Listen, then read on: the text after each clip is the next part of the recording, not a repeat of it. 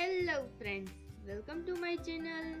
આજે આપણે બનાવીશું એકદમ જ ટેસ્ટી ગરમા ગરમ ઢાબા જેવી એકદમ સરળ રીતે બનતી કાઠિયાવાડી વઘારેલ ખીચડી. જો તમે એકવાર બનાવશો તો વારંવાર બનાવવાનું મન થશે. So let's Cook with kitchen Queens. પણ શરૂ કરતા પહેલા જો તમે મારી ચેનલ પર નવા હો તો મારી ચેનલને સબસ્ક્રાઇબ કરવાનું ભૂલશો નહીં.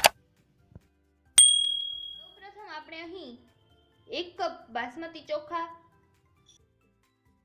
અને અડધો કપ તુવેરની દાળ લઈ લઈશું.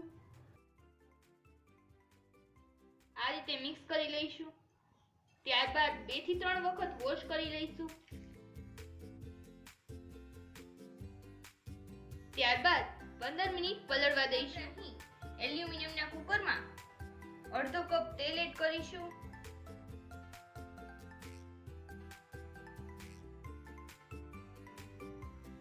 ત્યારબાદ 1 ટેબલસ્પૂન ઘી એડ કરીશું.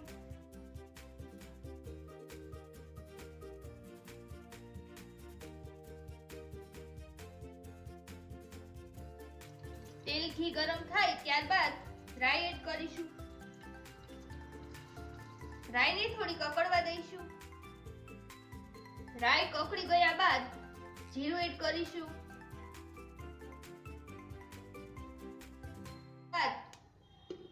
લવિંગ અને બાદીઓ એડ કરીશું. પિંચ જેટલી હિંગ એડ કરીશું. લીમડો એડ કરીશું. ત્યારબાદ ઝીણા સમારેલા મરચાના ટુકડા એડ કરીશું.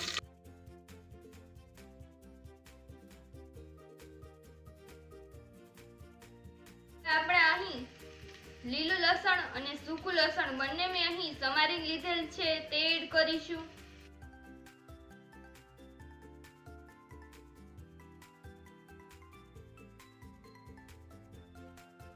ત્યારબાદ ડુંગળીની આ રીતે મેં સ્લાઈસ કરી લીધી છે. હવે આપણે તે એડ કરીશું.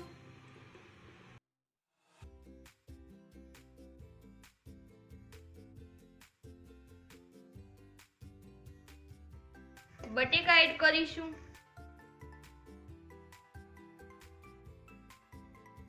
ત્યારબાદ આ બધી વસ્તુને ફ્રાય કરી લઈશું અને ડુંગળીને ગોલ્ડન બ્રાઉન થવા દઈશું.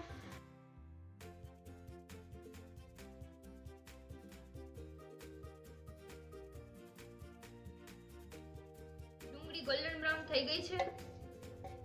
હવે આપણે તેમાં બધા મસાલાઓ એડ કરીશું. 2 ટેબલસ્પૂન મીઠું એડ કરીશું અથવા સ્વાદ અનુસાર. 1 ટેબલસ્પૂન લાલ મરચું પાવડર એડ કરીશું.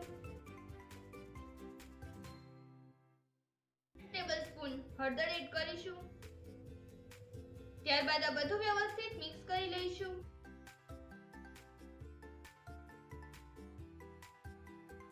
અને 3 ગ્લાસ જેટલું પાણી એડ કરીશું.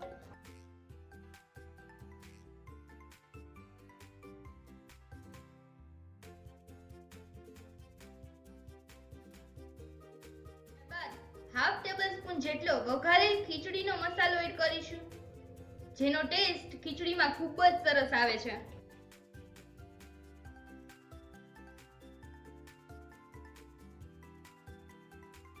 પલાળેલા દાળ અને ભાત એડ કરીશું.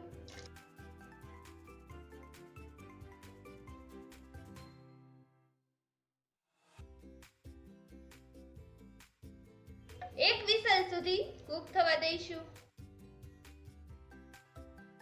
તમે જોઈ શકો છો 1 વિસલ બાદ દાળ અને ભાત કૂક થઈ ગયા છે. હવે આપણે વઘારેલ ખીચડીને સર્વિંગ બાઉલમાં લઈ લઈશું.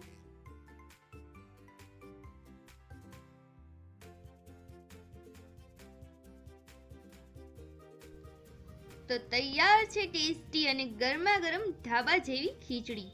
જો તમને મારી આ રેસીપી પસંદ આવી હોય તો તેને લાઈક, શેર અને મારી ચેનલને સબસ્ક્રાઇબ કરવાનું ભૂલશો નહીં. અને મને કમેન્ટ કરી જરૂરથી જણાવશો તમને આ રેસીપી કેવી લાગી. તો ફરી મળીશું એક નવી રેસીપી સાથે. By friends.